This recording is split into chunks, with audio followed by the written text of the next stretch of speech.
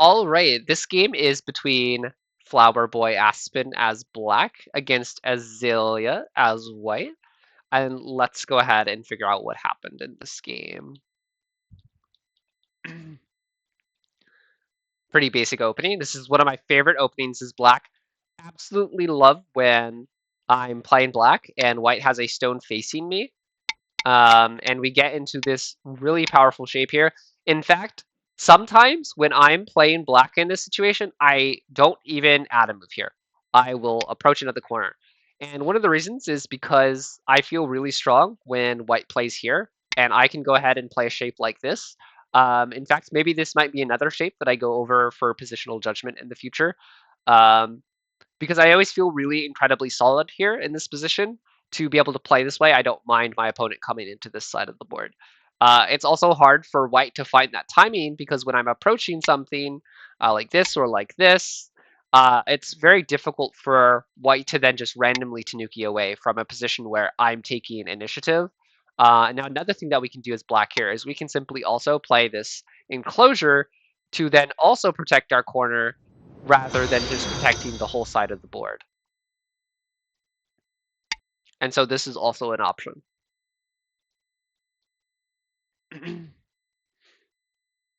Ooh. So this is one of my favorite Josekis as black as well. Also love this Joseki.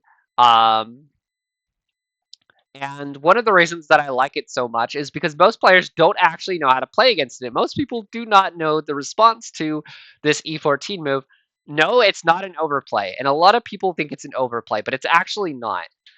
The way that you're supposed to actually play is you're supposed to play this move.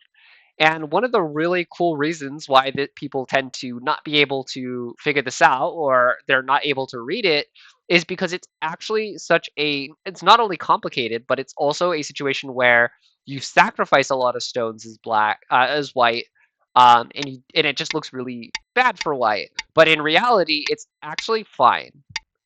So what ends up happening is white actually extends here, black honeys here, and it goes like this. That is the Joseki.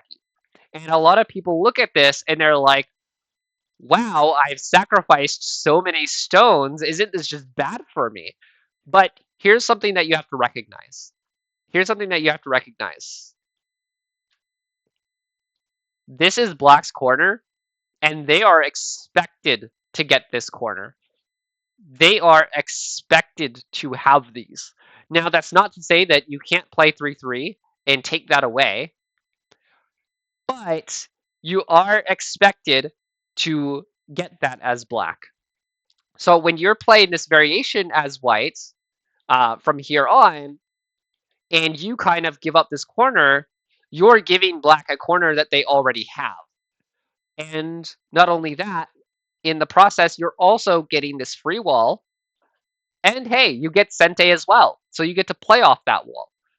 Now, I will say that I generally don't like playing this as white when playing this direction. I prefer playing it in this direction because it's easier to play off of when we're playing this direction, right? We kind of get this shape here, and then black honeys. It's definitely understandable that it's easier to. Oh, it's definitely understandable that it's easier to play this direction because it feels like we're actually getting an extension that matters in a way. So it's understandable that it might look more plausible this way.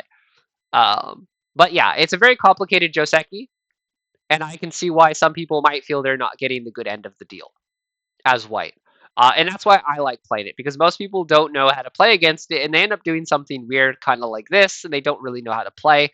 Now, I do think that this is fine for white. I don't think this is bad.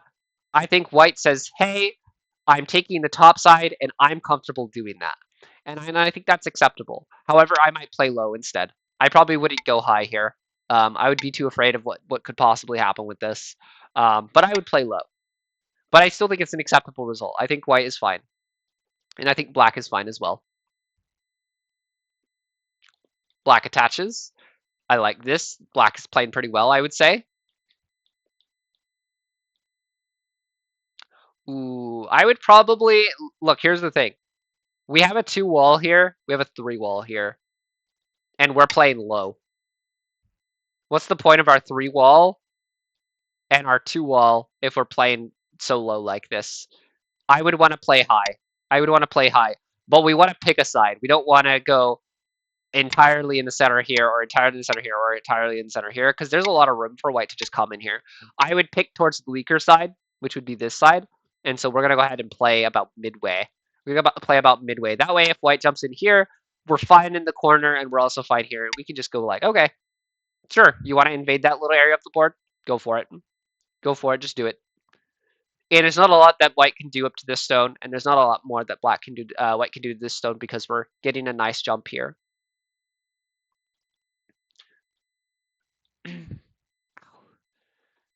Um, so white approaches and then double pincers. Um, I'm gonna say it's probably fine. I don't really know the follow-ups to when black hits at M16. So this would be all be new to me. So I can't say I have too much to say. However, I will say if this is the result we're getting, I probably wouldn't be too happy about it as white. I probably wouldn't be too happy about it as white here. Um, so it makes me question about this move. I would probably just want to do this without that. And then just take this. And I would probably be a little bit happier with this. That way we're not just throwing a stone in there and we're not really sure what we're doing with it yet. But I think it's complicated. Okay, I like this move. I like this move as well. This is a really good way to go ahead and say, hey, we're disrupting. We can also do this one. This is also a really good way. And what would happen with this is if we tried to block like this or like this, white can go ahead and utilize this. And if anyone remembers the dragon enclosure video, in a way, this is almost like a scorpion's tail connection, right? Because if we block here, white can connect up under like this. The only difference is we don't have the white stone here, or like the white stone here, basically, or like this, basically. But yeah, white makes a connection. I would be tempted to fight for more. I would honestly be tempted to fight for more. I would probably jump. I would definitely want more here. I'm a little greedy when it comes to it, but I would want more. Lean. I think I think black should just focus on connecting.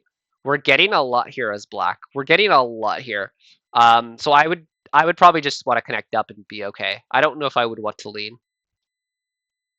Because look, if white keeps going up like this, we're gonna get cut in half. But also, if we try to protect this, we're now creating a whole nother group. We've got a group here. We're not even connected up. Like this is a whole separate group itself because we're not connected up to it yet. And now we've got a whole other group here as well. And we've got so much that we're fighting for. That's probably why I don't really like this lean very much, and I would want to just stay connected. Again, white should just push up. White should just keep pushing up, and if black doesn't ever protect, we can just keep pushing. We can just keep pushing. Doesn't matter. We'll go all the way to Narnia if we have to. Because this wall is going towards nothing. Black doesn't want to make points here. There's nothing here. There's nothing here to be had. But to let black protect that cutting point so easily is bad for us. Kind of random, especially when we're only going to poke here. Black should cover. White's giving this to us for free. They're giving this to us for free. We should just accept our gift. White plays here, and they're just like, yeah, forget that stone. You can't do that. You can't do that. That's not good. If I make a plan, I stick to the plan all the way. We're not just gonna play a random stone somewhere and then just like, yeah, this is now a saving Private Ryan moment. This is Ryan and we're saving him. A saving Private Ryan moment. When black comes out to connect, we're running. We're saving Private Ryan. We're not leaving him behind. Otherwise, we're not creating a Ryan to begin with. There's no Ryan in this timeline. But this is random. You can't just do this. Black should cover it and say, hey, I'm accepting your gift. Thank you for the gift. But black got scared about the bottom group, and I can understand that. But I wouldn't worry about it. There's not a lot that white can play to make this dead. And if they try, they're going to be behind, and if they succeed, then we did something wrong. Then we did something wrong. Yeah, and we kind of just let white pull out. White has saved Private Ryan. Ooh, just connect. Don't make white any stronger. Let's not make any weaknesses. We don't want any extra weaknesses than we already have, because we have to remember that white is looking for this kind of thing, and we don't want to make them any more stronger than they already are. So let's keep going. This is good for white. This is very good for white. Yep. Yeah, this is way too good for white. So let's go ahead and speed up and see what happened, because it looks like white ends up falling behind.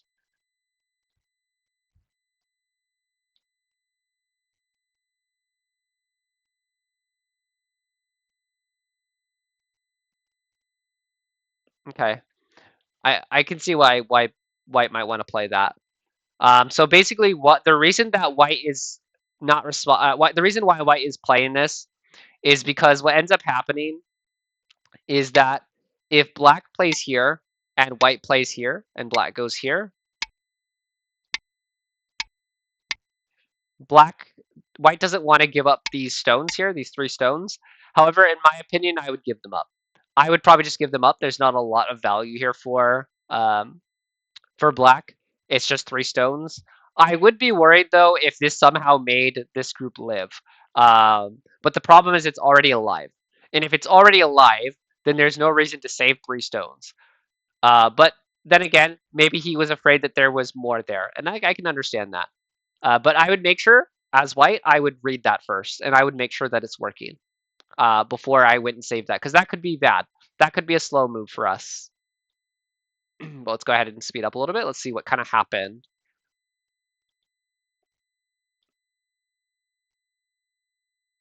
Okay. Yeah, so it kind of looks like White's trying to make this kind of like incursion here, and there's just not it's really hard, right? Ooh, that's a good move. That's a good move. Ooh, that's a really good move. But now Black has to make life on the bottom. Uh-huh. Good Atari. Good connection. Ooh.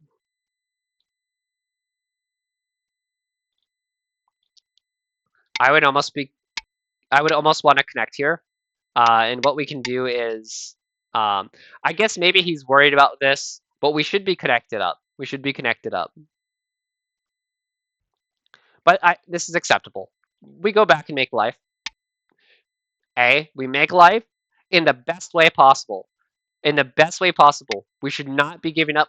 We should not be giving up a random 1 point. That's a random 1 point that we don't need to lose. We play M1, and we should know this at 3Q, 4Q OGS. That's like 1 Don, 2 Don, 3 Don Fox, sometimes even 4 Don. You should know this. All right, let's see what happens. Because it looks like Black's doing really well at this point. Black messed up a little bit, but Black now is doing really good. Good cutting point. White left this behind. White doesn't want to leave that behind. White's getting split into multiple groups. White is getting split too much. Ooh. Why are we not disconnecting here? Am I missing something?